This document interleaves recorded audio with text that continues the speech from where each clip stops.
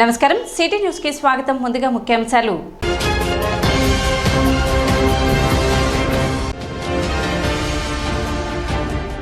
ఇసుకను అందుబాటులో ఉంచాలని కోరుతూ సిపిఎం రాష్ట్ర కమిటీ పిలుపు మేరకు తెనాలిలో నిరసన కార్యక్రమం.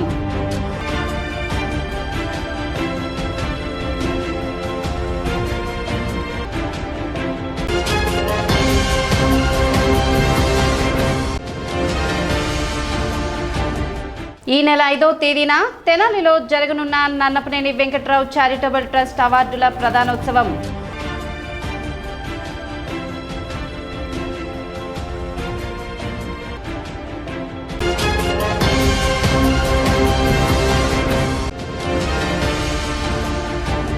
వరదల వల్ల నష్టపోయిన రైతులను ఆదుకోవాలని కోరుతూ ఆంధ్రప్రదేశ్ రైతు సంఘం ఆధ్వర్యంలో నిరసన.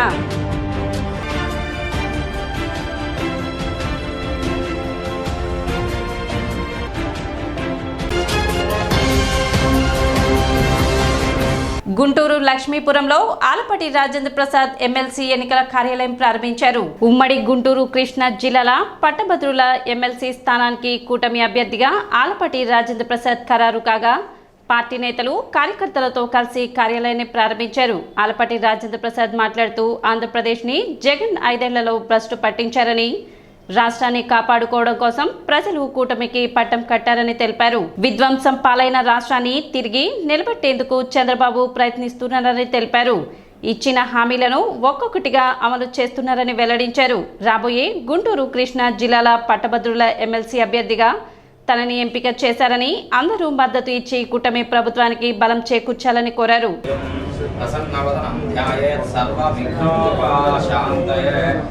కేశవాయ నమః, నారాయణాయ నమః, తాగండయ మాధవాయ నమః, వడక్షాయ నమః, ఓం పురుషోత్తమాయ నమః, ఓం అధోక్షరే భూమి బాలకాః ఏతేషాం జయండి. ఓం భూః ఓం అగ్నేయామానస్య అద్యాం దక్షిణాయనే శరదృతో ఆశ్వీజమాసే సుగ్రీవం తాకండి గ్లాసులో నీళ్ళని కలశారాధనం యోగవః తానవూర్జే గుమ్మడికాయ మీద కూడా ఒకసారి వదలండి. తానవూర్జేదాతన మహేమి అలంకరణార్థం కొంచెం గంధం చల్లండి. ఆ ఫోటోల మీద శ్రీగంధాన్ని కానీ సోమ సూర్యాగ్నిలోచన ఆశాపత్రైః పుష్పైర్వా చందన సత్యంతో ఇలా కదలి ఫల నివేదనం సమర్పయామి. ఇటువంటి తాంబూలం మీద నక్షత్రులుగా 4 చోట్లయామి. మంగళ నీరాజయామి. చలేంద్రాయ మహనీయ గుణాబ్దయ చక్రవర్తి తనూజావలోక నివాసాయ శాశ్వతాయాస్తు మంగళం. తరంగాయ మిథిలానగరవాసయ నమః. తన్నా విష్ణు ప్రచోదయాత్. మహాదేవ్యై చ విద్మహే విష్ణుపత్న్యై చ ధీమహి. ఓసి 3 సార్లు ప్రదక్షిణ చేయండి. ఇక్కడ ఆత్మ ప్రదక్ష త్రాహి మాం కృపయా దేవ శరణాగతవత్సలాం సమర్పయామి. ఓవహై తేజస్విన శిరసా గృహ్ణామి.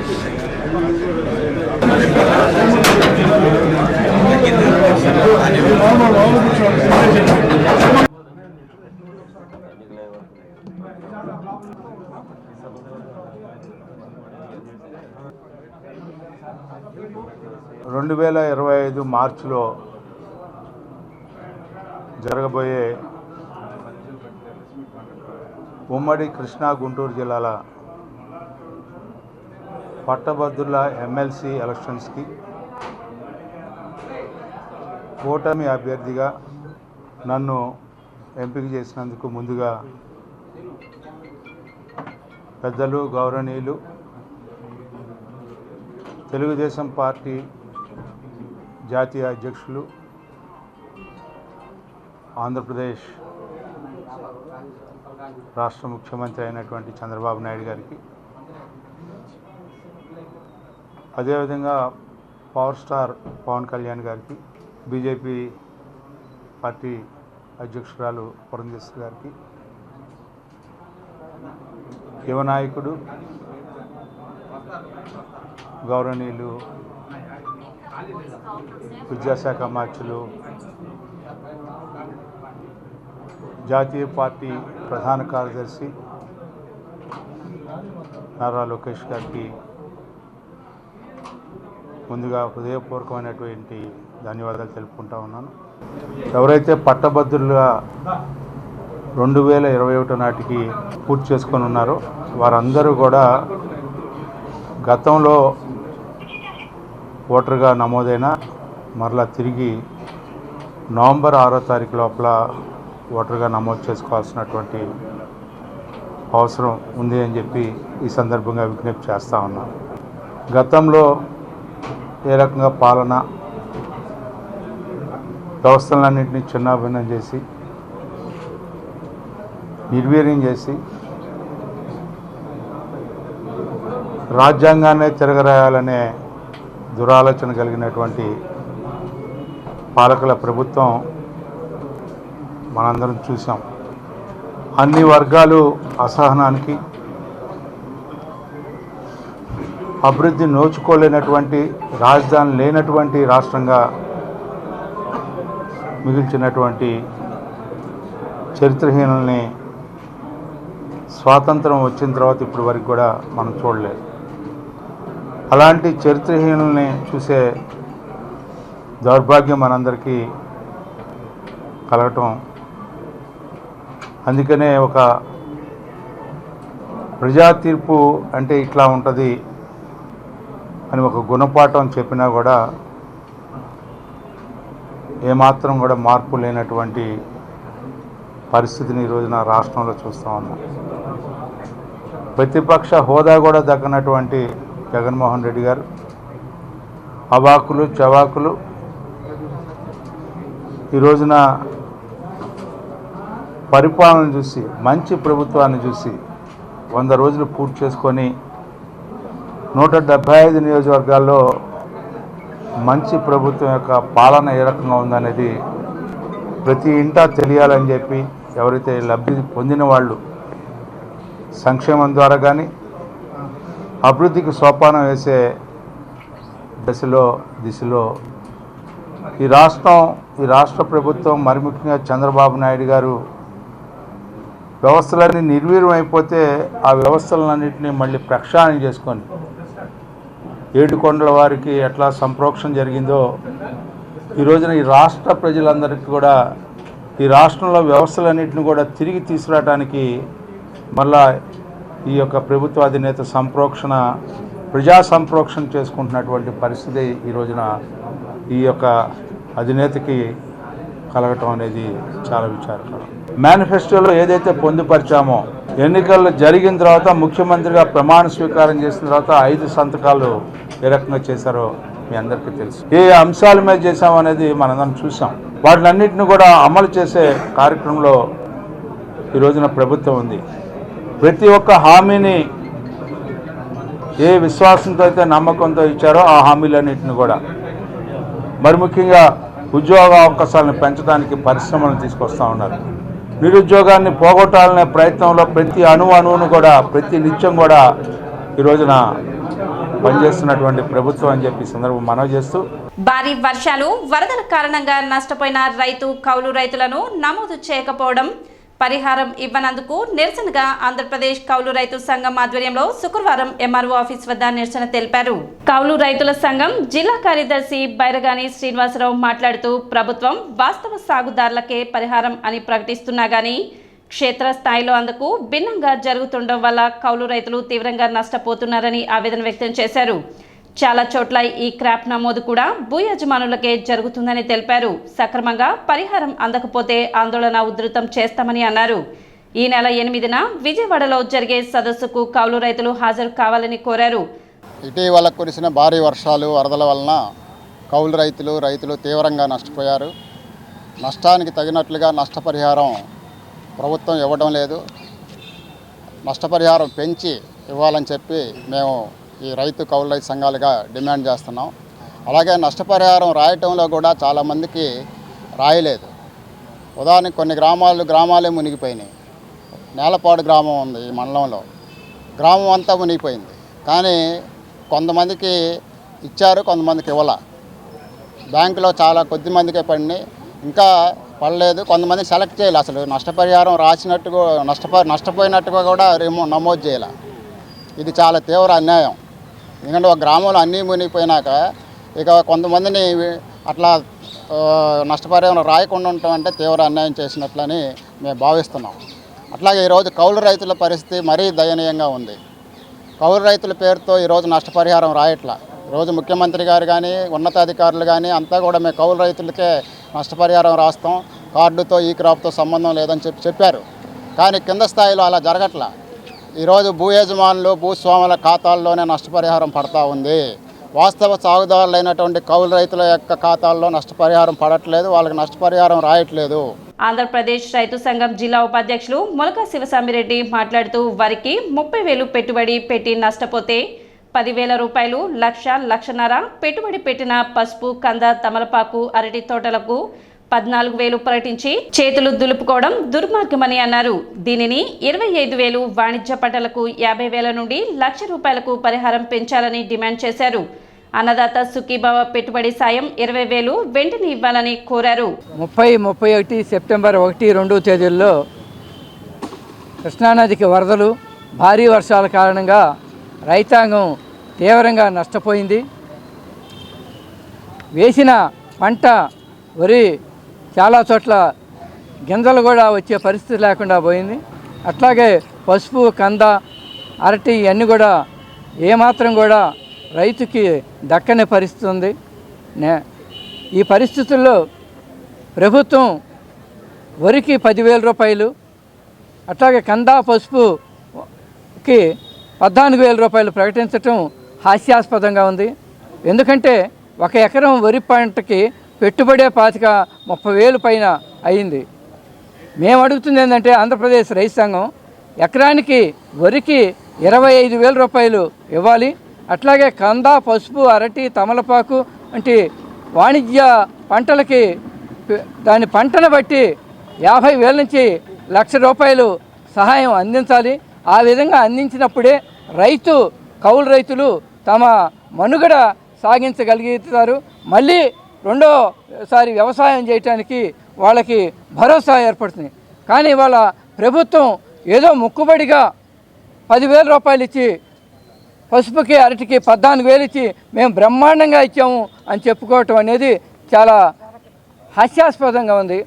అందుకని ఇప్పటికైనా ప్రభుత్వం ఈ తూతూ మంత్రంగా చేసిన ఈ సాయం ఏమాత్రం కూడా వరద సాయం సరిపోదు.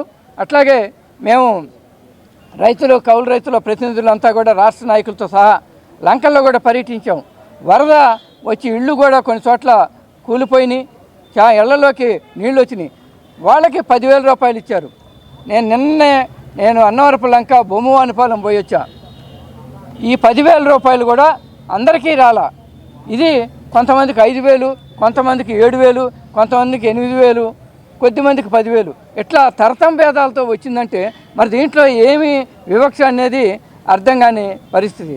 పాల రైతుల సంఘం నాయకురాలు వేజెండ్ల తవిత మాట్లాడుతూ చాలా మందికి పరిహారం పడలేదని, పడిన వారికి కూడా 8,5,4,000 రావడం ఆందోళన కలిగిస్తుందని తెలిపారు.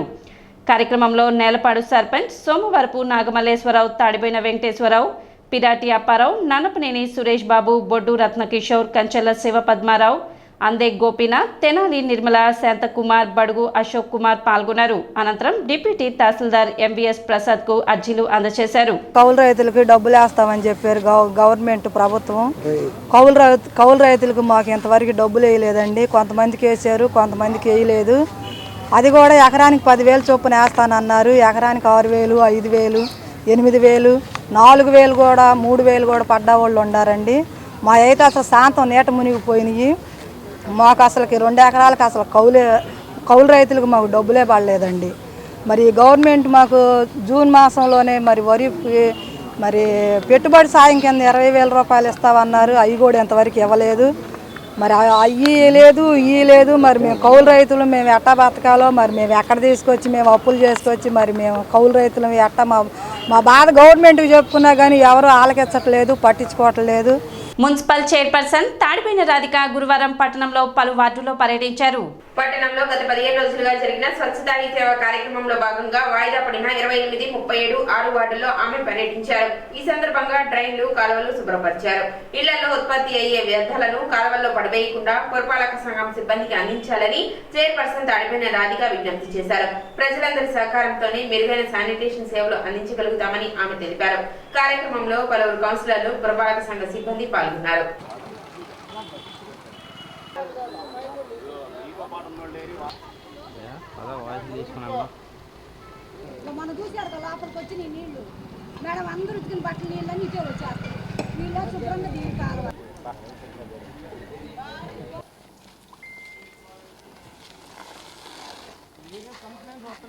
28/37 అలానే 6వ వార్డున ఈ రోజున హసి సేవా కార్యక్రమంలో భాగంగా ఈరోజు ఈ వార్డులోకి వచ్చి ఎలాంటి ఈ కాలువలు కానివ్వండి, రోడ్స్ కానివ్వండి, రచి చెరువు కానివ్వండి, ఇలాంటివి చూసి ఎలాంటి చెత్త ఏమైనా ఉన్నా కూడా వర్కర్స్ని పెట్టి తీపిస్తూ జరుగుతున్నాం.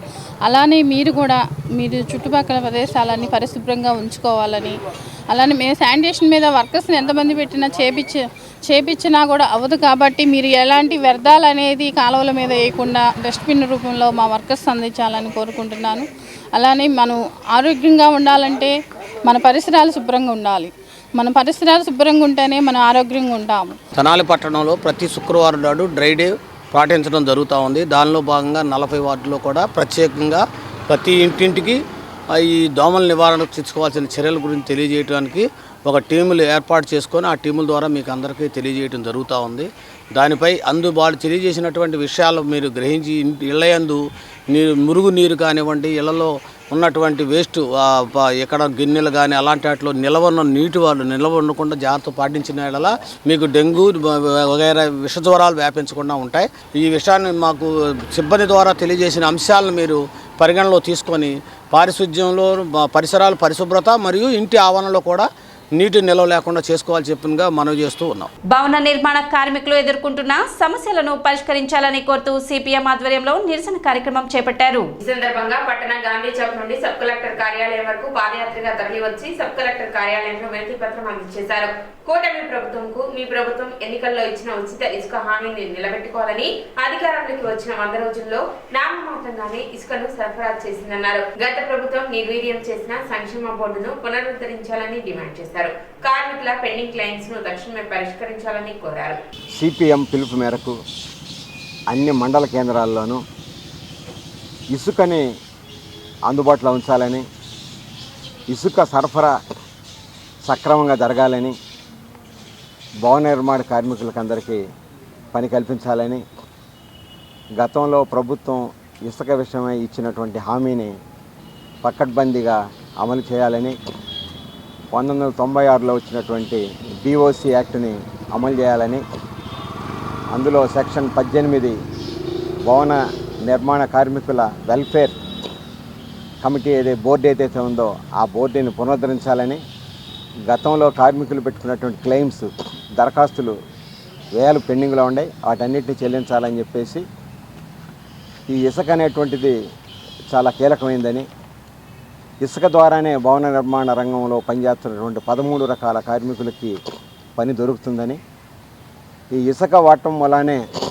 ఇసుకతో భవన నిర్మాణంలో ముడిపడి ఉన్నటువంటి ఇతర రా మెటీరియల్స్ ఏవైతే ఉన్నాయో cement, steel, wood, glass, chips, tiles, sanitary, electrical, carpentry ఇట్లాంటివి ఏవైతే ఉన్నాయో వాటి వాడకం పెరుగుతుందని, వాటి వాడకం పెరగటం వలన ఆ ఉత్పత్తి చేసేటువంటి కంపెనీలలో ఉత్పత్తి పెరుగుతుందని, ఆ ఉత్పత్తి పెరగటం వలన అక్కడ అదనంగా కార్మికులను పెట్టుకోవడానికి అవకాశం ఉంటుందని. కార్యక్రమంలో కె బాబు ప్రసాద్, రెడ్డి రౌతు శ్రీనివాసరావు, షేక్ ఫకీర్ అహ్మద్, షేక్ హుస్సేన్ వలి, భూపతి కృష్ణయ్య, ఆనంద్ దుర్గారావు, సాయి కుమార్, షేక్ జహారుద్దీన్, శెట్టి ఏషోబు, అబ్రహం, వెంకట్, దాసు, పలువురు భవన నిర్మాణ కార్మికులు పాల్గొన్నారు. గత ప్రభుత్వం చేసిన వైఖరే ఈ ప్రభుత్వం కూడా చేస్తుంది. దీనివలన ప్రభుత్వ ఖజానాలో డబ్బులు ఉండవు. ఒక వర్కర్ పనిచేస్తే జిఎస్టీ రూపంలో సిమెంటు కానీ, ఐరన్ కానీ, కలప కానీ, పెయింట్లు కానీ ఇవన్నీ జిఎస్టీ రూపంలో ప్రభుత్వానికి ఆదాయం వస్తుంది. ఈ కార్మికులు పనిచేయకపోవటం మూలాన ప్రభుత్వ ఖజానాలు ఖాళీ అయిపోతాయి. అది మీరు గ్రహించాలి. రాష్ట్ర మంత్రివర్యులు అందరూ గ్రహించాలి. నేను చెప్పేది ఏంటంటే, భవన నిర్మాణ కార్మికుల కోసం కృషి చేసే నాయకులు కూడా ఉన్నారు, మాకు తెలుసు. మీరందరూ కూడా మాకు భవన నిర్మాణ కార్మికులకి ఇసుక అందుబాటులో ఉంచి కార్మికులు పనిచేస్తే మీ ఖజానాలు కూడా నిండుతాయి. మనకి అన్ని జిఎస్టీ రూపంలో అన్నీ వస్తాయి. కనుక మీరు దయ ఉంచి ఇసుకని వదిలితే అందరూ పని చేసుకొని శుభ్రంగా ఉంటారు. తెనాలి చుట్టుపక్కల గ్రామానికి తెనాలి పట్టణానికి వచ్చి రానుపోని ఛార్జీలు కూడా పని దొరక్క బస్సు తిరిగి వెళ్ళిపోయే పరిస్థితి కూడా ఉంది. ఏ అడ్డాలో చూసినా కానీ భవన నిర్మాణ కార్మికులు తిరిగి వెళ్ళే పరిస్థితి కనిపిస్తుంది. కనుకనే భవన నిర్మాణానికి మూలమైన ఇసుకని వెంటనే ఉచితంగా సరఫరా చేస్తామన్నారు. కానీ ఆ కార్యక్రమం ఇంతవరకు మొదలుపెట్టలేదు. మొదలు పెడితే వీళ్ళకి పనులు దొరుకుతాయి. దీనివల్ల రాష్ట్ర అభివృద్ధి కూడా పెరుగుతుంది. ఎందుకంటే భవన నిర్మాణం అంటే కేవలం కార్మికులే కాదు, ఇటుకరాలు తయారు చేసేవాళ్ళు, ఐరను, సిమెంటు, అట్లా ఒక భవన నిర్మాణానికి కావాల్సిన పరికరాలు అవన్నీ తయారు చేసిన కార్మికులందరికీ పని దొరుకుతుంది. దాని మూలాన పనిచేసే వాళ్ళకి పని దొరుకుతుంది. ఈ డబ్బంతా భవన నిర్మాణకాల్లో పనిచేసే వచ్చే ఆదాయాన్ని మొత్తాన్ని వీళ్ళు మార్కెట్లో ఖర్చు పెట్టడం తప్ప దాచిపెట్టుకోవడానికి కూడా ఏం మిగలదు. అలా మార్కెట్లో అది ఖర్చు పెట్టడం మూలాన మళ్ళీ అది మార్కెట్లోకి సరుకుల ఉత్పత్తికి దోహదపడుతుంది. కాబట్టి ప్రభుత్వం వెంటనే కదలి భవన నిర్మాణ కార్మిక సమస్యలు పరిష్కారం చేయడం కోసం మొట్టమొదటిసారిగా ఇసుకని సరఫరా చేయాలి. దాన్ని వెంటనే పూనుకోవాలి. సినీ నటులను విమర్శించడమే రాజకీయమైతే ఆయా పార్టీల మేనిఫెస్టోలో చూపిస్తూ ఎన్నికల బరిలోకి రావాల్సిందిగా movie artist association Andhra Pradesh 24 craft union వ్యవస్థాపక అధ్యక్షులు సినీ దర్శకులు దిలీప్ రాజా సూచించారు. సినిమా వాళ్లంటే ఎంతో చులకన భావం ఉండటం వల్లనే వ్యక్తిగత జీవితాలపై కామెంట్స్ చేస్తున్నారని ఆయన అన్నారు. గుంటూరు జిల్లా తెనాలిలోని మాఏపీ కార్యాలయంలో శుక్రవారం ఏర్పాటు చేసిన విలేకరుల సమావేశంలో మాట్లాడుతూ బహుభాషా హీరోయిన్ విడాకులపై తెలంగాణ పొలిటీషియన్ చేసిన వ్యాఖ్యలు చూశాక మంచి భాషలో మాట్లాడడానికి నోరుని ఎంతో అదుపులో ఉంచుకోవాల్సి వచ్చిందన్నారు. మీకు రాజకీయ విభేదాలుంటే ఆయా విధి విధానాలపై విమర్శలు చేయాలి గాని సినిమా నటులపై సెటర్లు వేయడానికి కాదని తెలిపారు. సినీ నటులు మనోభావాలు దెబ్బతినేలా ఎవరు మాట్లాడినా సహించేది లేదని ఆయన హెచ్చరించారు.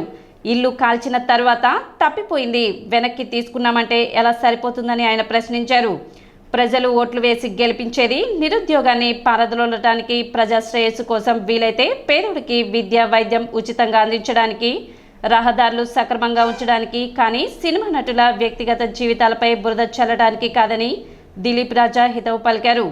ఉన్నత న్యాయస్థానం ఇచ్చిన విడాకుల తీర్పుపై విపరీత వ్యాఖ్యలు చేయడం అంటే న్యాయస్థానాలను అగౌరవపరిచినట్లేనని ఆయన తెలిపారు. గతంలో తమిళనాడులోని ఒక రాజకీయ నాయకుడు నటి త్రిషపై చేసిన వ్యాఖ్యలు తీవ్ర దుమారాన్ని రేపిందని దర్శకుడు కనపర్తి రత్నాకర్ గుర్తు చేశారు. సహజంగా సినిమా వాళ్ళెవరూ రాజకీయ నాయకులను విమర్శించరని, అలాంటి నేపథ్యంలో సినిమా వాళ్లపై వ్యక్తిగత జీవితాలకు ఇబ్బందులు కలిగేలా రాజకీయ నాయకులు మాట్లాడడం ఎంతవరకు సముచితమని నటుడు మిలిటరీ ప్రసాద్ వేమూరి విజయభాస్కర్ పేర్కొన్నారు. సమావేశపు డైరెక్టర్ ఆఫ్ ఫోటోగ్రఫీ మురళీకృష్ణ, సహాయ దర్శకులు ఇంటూరి విజయభాస్కర్ తదితరులు పాల్గొన్నారు.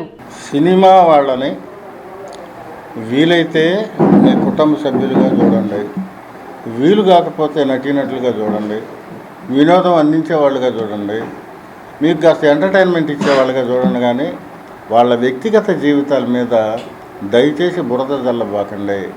వాళ్ళ మనోభావాలు దెబ్బతినేలాగా రాజకీయ నేతల్లో కొందరు విమర్శలు చేయొద్దు అని నేను మనవి చేస్తూ ఉన్నా. ఎందుకంటే ఆవిడ ఆ నటీమణి పేరు చెప్పొద్దని ఆమె రిక్వెస్ట్ చేసింది కాబట్టి నేను పేరు చెప్పట్లేదు. ఆ అమ్మాయి బహుభాషా నటి. ఆ అమ్మాయి తీసుకున్న విడాకుల మీద పలానా వాళ్ళు కారణమని ఒక రాజకీయ నాయకురాలు వ్యాఖ్యలు చేసిన విషయం సోషల్ మీడియా ద్వారా అందరికీ తెలిసిందే. అయితే ఒక ఉన్నత న్యాయస్థానం ఇచ్చిన తీర్పు అది. వాళ్ళిద్దరికీ పరస్పర అవగాహనతో, పరస్పర ఆలోచనతో ఇద్దరూ కలిసి మేము విడిపోతాము అని చెప్పని వాళ్ళు తీసుకుంటే న్యాయస్థానం తీర్పు ఇచ్చింది. అంటే you are going to criticize even the judiciary system also. Is it right for the political scenario? రాజకీయ నాయకులుగా మిమ్మల్ని ఎన్నుకుంది నిరుద్యోగం తగ్గిస్తారనో, రోడ్లు వేయిస్తారనో, పేదోడికి వైద్యం విద్య ఉచితంగా అందిస్తారనో, ప్రజాశ్రేయస్సు కోసం మీరు పాటుపడతారనో ఓట్లేసి గెలిపిస్తే మీరు సెటైర్లు వేయటానికి సినిమా వాళ్ళు కావాలా? మీరు విమర్శించుకోవడానికి సినిమా వాళ్ళు కావాలా? మా సినిమా వాళ్ళు ఎప్పుడు మీ జీవితాల గురించి విమర్శించలేదే. మా సినిమా వాళ్ళు ఎప్పుడు మీ వ్యక్తిగత విషయాల మీద ఫోకస్ చేయలేదే. ఎందుకు? Why you are targeting the cinema people అని మేము అడుగుతూ ఉన్నాం. No, this is not the right way. మరొక్కసారి కానీ ఎవరైనా సరే సినిమా వాళ్ళ వ్యక్తిగత జీవితాల జోలికి వస్తే మాత్రం సినిమా వాళ్ళు రోడ్డు ఎక్కాల్సిన పరిస్థితి వస్తుందని నేను హెచ్చరిస్తూ ఉన్నా. మేము ఎవరి జోలికి రాం, మాకు పద్ధతి కాదు. మాకు తెల్లాలేస్తే మా పని ఏందో, మా షూటింగ్లు ఏంటో, మా మా విషయాలు ఏదో మేము చూసుకుంటుంటాం. కానీ ఇంకొకటి మీద కన్ను పెట్టి మాట్లాడేంత సమయం కూడా ఉండదు. కాబట్టి ఈ చేసిన వ్యాఖ్యలు నేను వెనక్కి తీసుకుంటున్నాను అని చెప్పని నిన్న ఎవరైతే విమర్శించారో ఆ రాజకీయ నాయకురాలు అంటం జరిగింది. ఇల్లు కాల్చి ముప్పు పెట్టి పొరపాటున కాల్చానంటే అట్లా పోయిన ఇల్లు తిరిగి వచ్చుద్దా? పైగా ఒక స్టార్డమ్ అన్న హీరో, 3 జనరేషన్స్ నుంచి ఉన్న హీరో, ఆయన కొడుకు కాపరాన్ని తీర్చుకుంటాడా? తీసుకోడు కదా. మరి ఏంటి వ్యాఖ్యలు ఎందుకు చేస్తున్నారు? సాటి ఆడకూతురు మీద మాట్లాడిన విధానం చూసి ప్రతి ఒక్కరూ మానసికంగా చాలా బాధపడ్డారు. అంత పాలిష్గా మాట్లాడితే ఒక రకం, అంత దిగజారిపోయి మరీ రోడ్డు మీద మాట్లాడుకునే మాటలు మాట్లాడటం అనేటువంటిది చాలా దురదృష్టకరం. కొండా సురేఖ్ గారు నిన్న సారీ ఎవరికి చెప్పారంటే, ఎవరైతే బాధితురాలను చెప్పారో ఆ పేరు చెప్పి సారీ అన్నారు. మిగతా వాళ్ళకి ఎవరికి సారీ చెప్పనన్నారు. ఆ కుటుంబం ఇవాళ ఎంతో గౌరవమైనటువంటి 3 తరాలుగా వస్తున్న కుటుంబం. ఆ కుటుంబం నిన్న ఆయన సొంత కన్వెన్షన్లు పడగొట్టినా కూడా పెద్ద మనసుతో 50 లక్షల రూపాయల విరాళాన్ని ముఖ్యమంత్రి నిధికి పంపించారు. కాబట్టి దయచేసి ఏదైనా చేత అయితే ఒక సంసారాన్ని కుదయ్యాలి. కానీ వాళ్ళు ఆల్రెడీ విడిపోయారు, వాళ్ళు హ్యాపీగానే ఉన్నారు. మరి ఈవిడికి ఎందుకు ఈ బాధ? దయచేసి ఆడవాళ్ళ విషయంలో కొంచెం కుటుంబాల్లో ఏ కుటుంబం సమస్య లేకుండా ఉందనుకుంటున్నారు? ఏదో చిన్నదో పెద్దదో ప్రతి కుటుంబంలో కూడా ఏదో ఒక సమస్య ఉంటుంది, అది వాళ్ళు తెలుసుకుంటారు. పుట్టిన బిడ్డ ఒకరోజు గడవక ముందే మరణించడంతో కుటుంబ సభ్యులు వైద్యశాల ఎదుట ఆందోళనకు దిగిన ఘటన తెనాలిలో శుక్రవారం చోటు చేసుకుంది. వివరాల్లోకి వెళ్తే కుచెల్లపాడు గ్రామానికి చెందిన శ్రావణి డెలివరీ నిమిత్తం తెనాలి పట్టణ బుర్రపాలెం రోడ్లోని వైద్యశాలలో గత సోమవారం చేరగా గురువారం మగ శిశువుకు జన్మనిచ్చింది. అయితే ఉమ్మనీరు ఉందని చెప్పారని, దానికి సంబంధించిన ఎటువంటి వైద్యం అందించలేదని, రోజువారీ మందులు మాత్రమే ఇచ్చారని, తాము నార్మల్ డెలివరీ చేయాలని కోరగా అది సాధ్యం కాదని, ఆపరేషన్ చేయాలని చెప్పి గురువారం రాత్రి 9 గంటలకు శిశువుని ఆపరేషన్ చేసి బయటకు తీసి తమకు 10 గంటల 30 నిమిషాలకు ఇచ్చారని, అప్పటికే శిశువు ఆరోగ్య పరిస్థితి సీరియస్గా ఉందని అక్కడి నుండి వేరే వైద్యశాలకు తీసుకువెళ్లాలని చెప్పడంతో వేరే వైద్యశాలకు తీసుకువెళ్లగా అప్పటికే శిశువు మరణించినట్లు వైద్యులు తెలిపారని కుటుంబ సభ్యులు తెలిపారు. తమ బిడ్డ మరణానికి కారకులైన వారిపై చర్యలు తీసుకుని తమకు న్యాయం చేయాలని డిమాండ్ చేశారు. 13 సంవత్సరాల తర్వాత లేక పుట్టిన బిడ్డ వైద్యుల నిర్లక్ష్యానికి పోగొట్టుకున్నామని బాధితులు ఆవేదన వ్యక్తం చేశారు. నేను మా తోడుకోళ్ళండి, మేము సోమవారం జాయిన్ చేశాము అమ్మాయిని. చేసినప్పుడు ఉమ్మనీరు బాగా తక్కువగా ఉన్నాయి అన్నారు సార్. ఉమ్మనీరు తక్కువగా ఉన్నప్పుడు మేడం జాగ్రత్తగా చూడండి, మీరే ఇక్కడే చేయండి మేడం, కొంచెం మామూలు డెలివరీ అయితేమో చూడండి మేడం అని అడిగాను. అడిగితే నేను చెయ్యనమ్మా, మామూలు డెలివరీ చెయ్యను అంది. ఇష్టమైతే బయటికి వెళ్ళిపోండి, నేను కావాలంటే చేస్తాను, లేకపోతే లేదు ఆపరేషన్ అన్నారు మేడం. సరే మేడం వెళ్ళం మేమంటే అన్నారు. వెళ్ళొచ్చా మేడం అంటే బయట ఎక్కడన్నా అయ్యిద్దా అని అడిగినప్పుడు ఏమన్నారంటే, ఇక్కడ నుంచి వెళ్ళిన బేబీ తిరిగి రాలేదు, అక్కడ పోగొట్టుకొని వచ్చి నా కాళ్ళ మీద పడిన వాళ్ళు ఇంతమంది ఉన్నారని జుట్టు పట్టుకొని చూపించారు మేడం గారు చూపించారు. ఇంతమంది చనిపోయారమ్మా, మీరు బాధపడతారు, మీ ఇష్టం ఉంటే ఉండండి లేకపోతే వెళ్ళండి అన్నారు సార్. మేము వెళ్ళం మేడం, ఇక్కడే ఫస్ట్ నుంచి ట్రీట్మెంట్ తీసుకుంటుంది, ఇక్కడే ఉంటాము, మీ చేతుల్లోనే ఉంది మేడం, మీరే చూడండి అంటే సరేనమ్మా అన్నారు. చేస్తామని 4 రోజులకి అడ్మిట్ చేసుకున్నారు. 4 రోజుల నుంచి మాకు ఎలాంటి ట్రీట్మెంట్ ఇవ్వలేదు. ఉమ్మనీరు తక్కువ ఉన్నప్పుడు మరి బేబీని తీయాలి కదా, తీయకుండా మాకు ఏ ట్రీట్మెంట్ ఇవ్వకుండా 4 రోజులు మామూలుగా ఎలా ఇస్తున్నారో ఫస్ట్ నుంచి మెడిసిన్స్ 3 ట్యాబ్లెట్లు 3 పూటలకు ఇచ్చి ఇంట్లో ఉన్నట్టే ఉన్నాం, కానీ మాకు ఏ ట్రీట్మెంట్ ఇవ్వలేదు సార్. మాకు బేబీని తీసేంతవరకు బేబీ లోపల పాడైందని మాత్రం చెప్పలేదు సార్. పిల్లల డాక్టర్ దగ్గరికి మమ్మల్ని తీసుకురమ్మని వాళ్ళకి చెప్పలేదు మేడం గారు, వాళ్ళతో చెప్పకుండా వెళ్ళిపోయి మేము ఇచ్చిన డబ్బులు వెళ్ళిపోయి మరి త్వరగా రెండమ్మ అని కూడా చెప్పలేదు సార్. వాళ్ళకు కూడా అప్పచెప్పలేదు. మేము గబగబా తీసుకుని వెళ్ళేలోపు బాబు చనిపోయాడు సార్. బాబు చనిపోయి ఎందుకమ్మ ఇలా తీసుకొచ్చారు, వేరే హాస్పిటల్కి వెళ్తే ఎందుకమ్మ పోయిన బాబుని తీసుకొచ్చారు, ఎగ్లేటర్ పెట్టకుండా ఎలా తీసుకొచ్చారు, ఇంత దూరం ఇలా ఎందుకు వచ్చారు, ఎవరు పంపించారమ్మా మిమ్మల్ని అని అడిగారు సార్. మాకు ఏ న్యాయం చేస్తారో మీరే మీడియా వాళ్ళు చేయాలి సార్. ప్రెగ్నెంట్ స్టార్ట్ అయిన దగ్గర చూపించుకున్నాం సార్. చూపించుకుంటే 9వ నెల కూడా రాలేదు సార్ పాపకి. ఉమ్మనీరు తక్కువ ఉందని చెప్పారు. ఉమ్మనీరు తక్కువ ఉందని స్కాన్ చేయాలి కదా సార్, డాప్లర్ స్కాన్ లేదు. కనీసం బేబీ పొజిషన్ చూసుకోకుండా సిజేరియన్ చేశారు సార్ వాళ్ళు. మాకేం స్కాన్ రిపోర్ట్ కూడా ఏమి ఇవ్వలేదు. సిజేరియన్ చేసిన తర్వాత బేబీ పుట్టిన తర్వాత 30 గంటకి మా బేబీని మా చేతికి ఇచ్చారు. ఎలా బ్రీతింగ్ లేని బేబీని, బ్రీతింగ్ సరిగ్గా లేని బేబీని ఇచ్చారు. బ్రీతింగ్ ప్రాబ్లం ఉందన్న కనీసం ఫస్ట్ ఎయిడ్ చేయలేదు సార్. ఆక్సిజన్ మాస్క్ అనేది కూడా పెట్టలేదు బాబుకి. అలా ఇచ్చిన బేబీని తీసుకొని మమ్మల్ని వెళ్ళిపోమని 1000 రూపాయలు తీసుకొని ఆయన వెళ్ళిపోయారు సార్. పిల్లల డాక్టర్ తీసుకొని మేము వేరే హాస్పిటల్కి తీసుకెళ్ళేటప్పటికి ఆ బేబీ బ్రీతింగ్తో లేడంట, చనిపోయి ఉన్నాడని చెప్పారు సార్. సోమవారం రోజు జాయిన్ చేస్తే కనీసం అమ్మాయికి మినిమం సెలైన్ కానీ ఏమి ట్రీట్మెంట్స్ లేవు సార్. అలా హాస్పిటల్లో అడ్మిట్ చేసుకొని ఉన్నారు. బీపీ కానీ ఏ చెకింగ్స్ లేకుండా డైరెక్ట్ ఆపరేషన్ సిజేరియన్కి తీసుకెళ్లారు సార్ పాపని. మాకేం సంబంధం లేదు, ఉమ్మనీరు తక్కువ ఉందన్నాము. మీరు బేబీని ఏమో మా హాస్పిటల్కి తీసుకురాకుండా వేరే చోట తీసుకెళ్ళబట్టి ఇలా జరిగింది అంటున్నారు. బ్రీతింగ్ తక్కువ ఉందన్నారు. సరే మీరు ఎందుకు చూడలేదు సార్ అంటే డబ్బులు ఇస్తే చూసేవాళ్ళం అంటున్నారు పిల్లల డాక్టర్. నాకు ఆడపడి చేయొద్దండి ఈ పేషెంట్. ఇలా జరిగినందుకు బాబు పోయినందుకు మేము ఎంత బాధలో ఉండి హాస్పిటల్ యాజమాన్యాన్ని ప్రశ్నించడానికి వెళ్తే మమ్మల్ని తిరగబడింది కాకుండా ఇలా మ్యాన్ హ్యాండ్లింగ్ చేశారు. మగోళ్ళు కనుక ఆ నర్సుల మీద అలా తిరగబడితే ఎలా ఊరుకునేవాళ్ళండి. వాళ్ళని కూడా మగవాళ్ళు కూడా షర్ట్ బటన్స్ చిరిగిపోయి మొహం మీద ఘాట్లు పడి అదే మగవాళ్ళు ఎదురు తిరిగితే ఊరుకునేవాళ్ళండి. అసలు యాజమాన్యం కూడా ఇంత రెక్లెస్గా సమాధానం చెప్పారండి మాకు. మేము మాత్రం తీవ్రంగా ఖండిస్తున్నాం. మాకు ఖచ్చితంగా సమాధానం చెప్పాలి. వాళ్ళు 5 ఉన్నారండి, లేడీ స్టాఫ్ అండి. 5 కూడా తిరగబడుతున్నారు. అదే మేము మగవాళ్ళ మీదకి వెళ్తున్నామండి మేము వెళ్ళాం. గాజులు పగిలి ఎలా గీసుకుపోయి మగవాళ్ళకి రక్తాలు వచ్చి అదే మగవాళ్ళు వాళ్ళ మీద ఎదురు తిరిగితే ఎంత గొడవ చేసేవాళ్ళు. ఈ నెల 5వ తేదీన నన్నపనేని వెంకట్రావు ట్రస్ట్ ఆధ్వర్యంలో అవార్డు ప్రదానోత్సవ కార్యక్రమం నిర్వహిస్తున్నట్లు ట్రస్ట్ ప్రతినిధి నన్నపనేని సుధాకర్ తెలిపారు. శుక్రవారం ఎన్వీఆర్ కళ్యాణ మండపంలో ఏర్పాటు చేసిన విలేకరుల సమావేశంలో అవార్డు ప్రదానానికి సంబంధించిన కరపత్రాన్ని ఆవిష్కరించారు.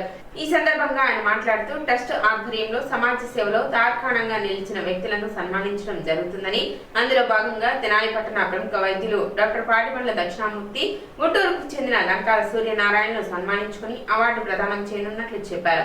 ఈ నెల 5వ తేదీ సాయంత్రం 6 గంటలకు నాజంపేటలోని ఎన్వీఆర్ కళ్యాణ మండపంలో జరగనున్న ఈ కార్యక్రమానికి ముఖ్య అతిథులుగా కేంద్ర మంత్రి పెమ్మసాని చంద్రశేఖర్, రాష్ట్ర మంత్రులు నాదెండ్ల మనోహర్, అనగాని సత్యప్రసాద్, వేమూరి ఎమ్మెల్యే నక్కా ఆనందబాబు, మాజీ మంత్రి ఆలపాటి రాజేంద్ర ప్రసాద్, మాజీ మహిళా కమిషన్ చైర్పర్సన్ నన్నపనేని రాజకుమారి పాల్గొంటారని, తెనాలి ప్రాంత ప్రజలు ఈ కార్యక్రమాన్ని జయప్రదం చేయాలని నన్నపనేని సుధాకర్ విజ్ఞప్తి చేశారు. నన్నపనేని వెంకట్రావు ట్రస్ట్ ఆధ్వర్యంలో గతంలో కొన్ని కార్యక్రమాలు నిర్వహించటం, ముఖ్యంగా అశోక్ గజపతిరాజు గారిని, అట్లాగే దర్శకులు విశ్వనాథ్ గారిని, ఇట్లా కొంతమంది స్ఫూర్తి కలిగించే వ్యక్తుల్ని, సంఘంలో ప్రతిష్ట కలిగిన వ్యక్తుల్ని, సమాజ సేవకు తార్కాణంగా నిలబడిన వ్యక్తుల్ని పిలిపించుకుని సన్మానం చేయటం, తద్వారా తెనాలి ప్రజలకు అందరికీ ఒక స్ఫూర్తిదాయకంగా ఉండాలని ఉద్దేశంతో ఈ కార్యక్రమాన్ని చేపట్టడం జరిగింది. మా నన్నపనేని వెంకట్రావు ట్రస్ట్ ఆవిర్భావం, దాని యొక్క బైలాస్ అనుసరించి ఇటువంటి వ్యక్తులను సన్మానించటం, క్రీడా రంగంలోనూ లేకపోతే నన్నపనేని వెంకట్రావు గారికి ఏ రంగంలో అయితే ఇంట్రెస్ట్ ఉందో ఆ రంగంలో ఉన్న వ్యక్తులు, ప్రాముఖ్యత కలిగిన వ్యక్తుల్ని పిలిపించుకుని వారి ద్వారా ఈ ప్రాంత ప్రజల్లో కొంత స్ఫూర్తిదాయకంగా ఉండే విధంగా కార్యక్రమాలు నిర్వహించుకోవడం జరుగుతూ వస్తున్నది. కార్యక్రమం నిర్వహించుకునేటప్పుడు అవార్డు గ్రహీతలు ఎవరైతే ఉన్నారో వారికి అవార్డు ప్రదానం చేసే వ్యక్తులు కూడా గొప్ప వ్యక్తులనే పిలుచుకుంటున్నాం.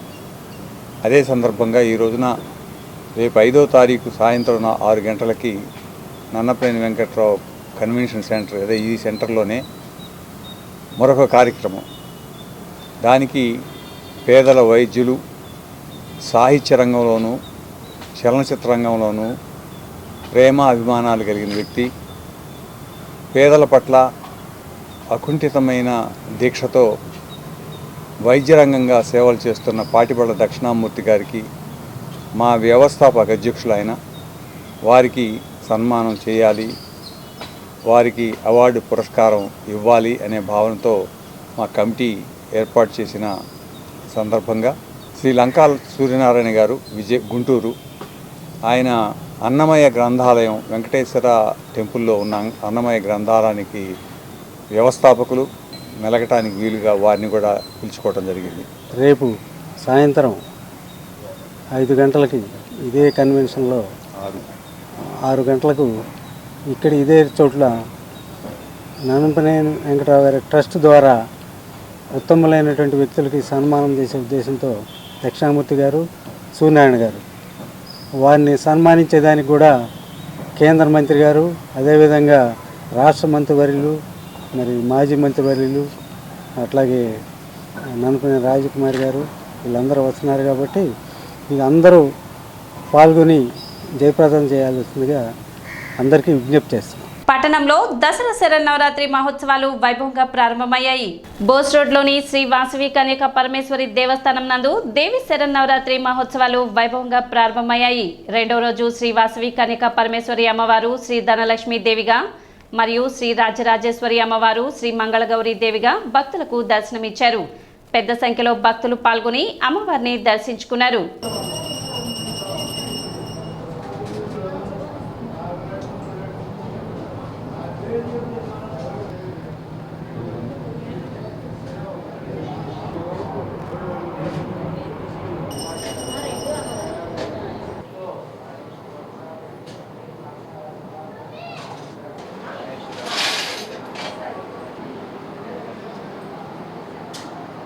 తెనాలి పట్టణం బోస్ రోడ్లో వేయించేసినటువంటి శ్రీ వాసవి కన్యకా పరమేశ్వరి అమ్మవారికి దేవస్థానంలో దేవీ శరన్నవరాత్రి మహోత్సవాల్లో భాగంగా ఈ రోజున రెండవ రోజు శ్రీ వాసవి అమ్మవారు శ్రీ ధనలక్ష్మి అలంకారంతోనూ అలాగే రాజరాజేశ్వరి అమ్మవారు శ్రీ మంగళగౌరి అమ్మవారుగా దర్శనమిస్తూ ఉన్నారు.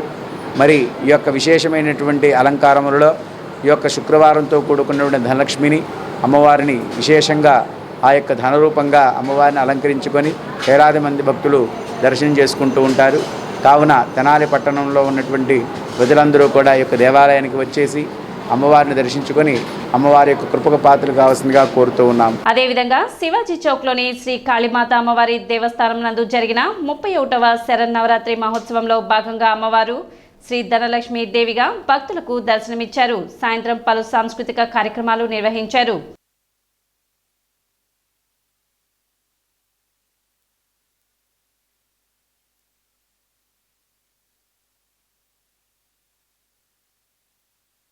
అదేవిధంగా దేవి చౌక్లోని శ్రీ రాజరాజేశ్వరి దేవి అమ్మవారి దేవస్థానం నందు 93వ శరన్నవరాత్రి మహోత్సవాలు ఘనంగా నిర్వహించారు.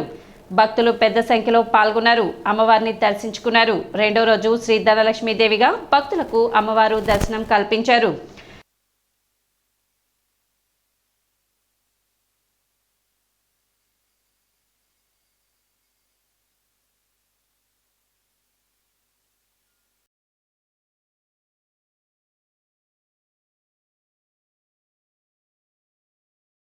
ఈ రోజున అమ్మవారి ధనలక్ష్మి అలంకారంతో అల్లాడుతున్నారు. విశేష పూజలు ఉదయం సాయంత్రం 2 వేళల అమ్మవారికి విశేష పూజలు జరుగుతాయి. అలాగే సాంస్కృతిక కార్యక్రమాలు కూడా జరుగుతున్నాయి. కావున భక్తులలో యొక్క కార్యక్రమాన్ని తిలకించి స్వామివారి అమ్మవారి తీర్థస్మరణ స్వీకరించి అమ్మవారికి ఒక పాత్ర కావాల్సిందిగా కోరుతున్నాము. ఈరోజు విశేష అలంకారం ధనలక్ష్మి అలంకారం, అలాగే రేపు కూడా విశేష అలంకారం వారాహి అమ్మవారి అలంకారంతో అమ్మవారు అల్లాడుతారు. కావున భక్తులందరూ కూడా ఈ విశేష అలంకారాన్ని తిలకించి తరించవలసిందిగా కోరుతున్నాం. అదేవిధంగా పట్టణ బాలాజీరావుపేటలోని శ్రీ కనకదుర్గ దేవాలయం నందు శ్రీ దుర్గా భవానీ నవరాత్రి మహోత్సవాలు గురువారం నుండి ప్రారంభమయ్యాయి. గురువారం నుండి 12వ తేదీ వరకు జరిగే ఈ మహోత్సవాల్లో భాగంగా రెండో రోజు అమ్మవారు శ్రీ గాయత్రీ దేవిగా భక్తులకు దర్శనం కల్పించారు. భక్తులు పెద్ద సంఖ్యలో పాల్గొని అమ్మవారిని దర్శించుకున్నారు.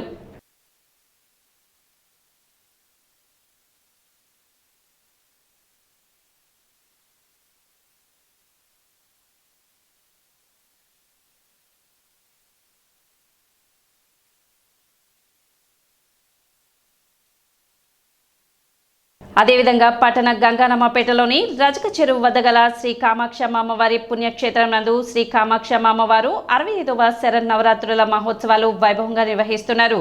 రెండో రోజు అమ్మవారిని శ్రీ ధనలక్ష్మి దేవిగా అలంకరించి విశేష పూజలు కుంకుమార్చనలు వైభవంగా నిర్వహించారు.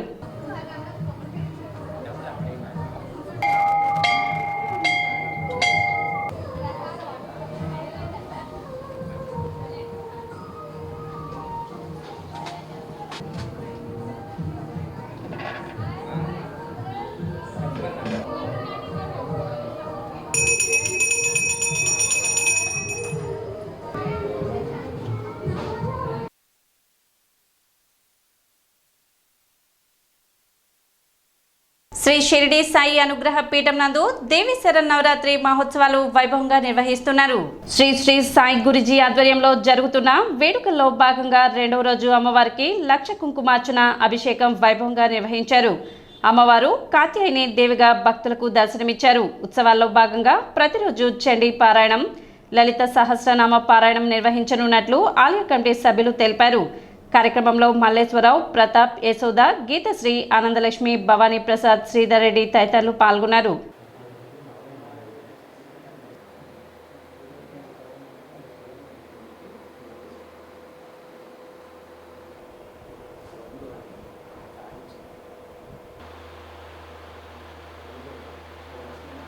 నందొందిపేటలో వేయించేసి ఉన్న శ్రీ షిరిడి సాయి అనుగ్రహ పీఠం నందు శ్రీ శ్రీ సాయి గురూజీ గారి ఆధ్వర్యంలో దసరా నవరాత్రోత్సవం అత్యంత వైభవంగా జరుగుతున్నవి. ఈ 3 తారీఖు నుంచి 12వ తారీఖు వరకు దసరా ఉత్సవాలు జరుగుతాయి. ఈరోజు రెండో రోజు అమ్మవారికి కాత్యాయనిదేవిగా దర్శనమిచ్చారు. ఉదయం పంచామృతాభిషేకములు, కుంకుమార్చన పూజలు జరిగినవి. భక్తులు అధిక సంఖ్యలో ఇచ్చేసి దర్శించి అమ్మవారిని బాబా గారి కృప పాత్రైనారు. తెనాలి పట్టణం ఓవర్ బ్రిడ్జ్ పై జరిగిన రోడ్డు ప్రమాదంలో వ్యక్తి మృతి చెందాడు.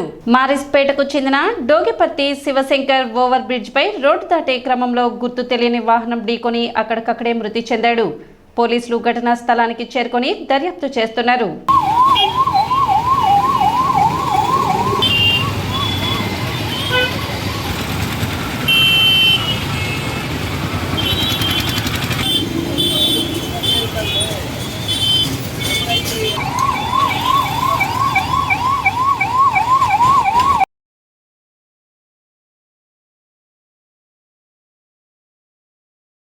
సిటీ న్యూస్ ముగించే ముందు ముఖ్యాంశాలు మరోసారి.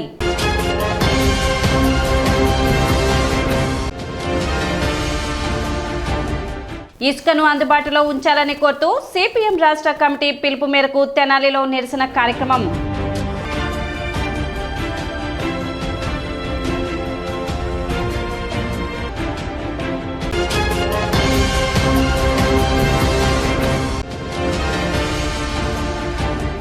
ఈ నెల 5వ తేదీన తెనాలిలో జరగనున్న నన్నపనేని వెంకట్రావు చారిటబుల్ ట్రస్ట్ అవార్డుల ప్రధానోత్సవం.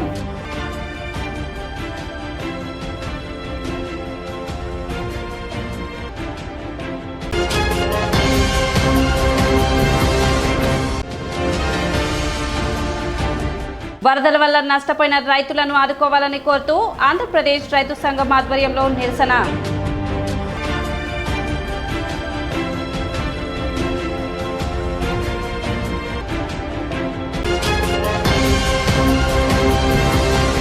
సిటీ న్యూస్ ఇంతటితో సమాప్తం. నమస్కారం.